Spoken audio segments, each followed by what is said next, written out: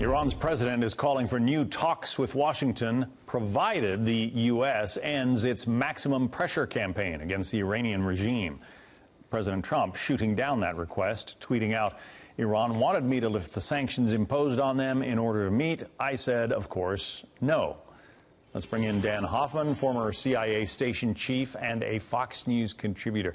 Dan, what do you think about this PR campaign by the Iranian government? Do you think it's going to work? Do you think they will get those sanctions released? No, I don't see that happening. You know, Iran, I can't remember the last time they won a war, but they're pretty good at negotiating. And what they want to do is, through nuclear blackmail, and as General Keane noted, a gradually escalating kinetic strikes against us and our allies in the Persian Gulf, to induce us to eliminate the one piece of leverage we have, which are those sanctions crippling Iran's economy, and eventually, we hope, driving Iran back to the negotiating table. Iran says that, sure, they'll address the issue of sunset clauses and their ballistic missile program and the fact that they're a state sponsor of terror. Maybe that's out there, too, is something we could talk about. But we need to eliminate the sanctions first. That's bad negotiations. The president recognizes that, and he's not going to do it. You think that Iran thinks that this is some new version of the Obama administration that would sign another Iran nuclear deal and fly $1.5 billion to Tehran?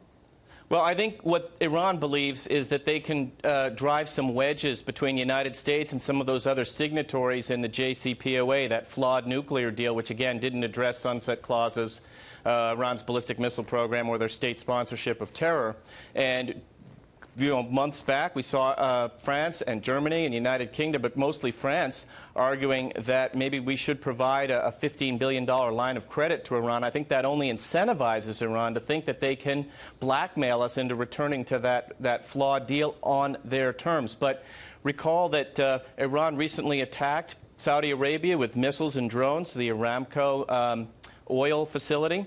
And now Germany and France and the UK have all called out Iran for having launched that attack. And that's important because we're building, hopefully, a united coalition which understands that the best way to approach Iran is to hold those sanctions while we drive them back to the table. Yeah, the Israelis are saying the Iranians can't be trusted. The Iranians are claiming they want the sanctions relief before they will talk.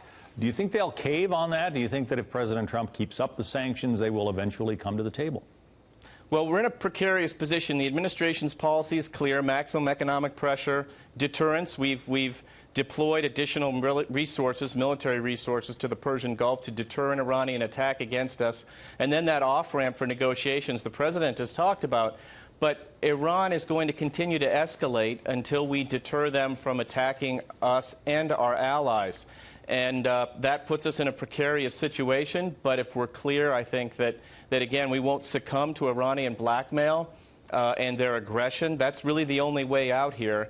Iran has launched all sorts of attacks through their proxy militants, and I don't think we can trust them. The president knows that.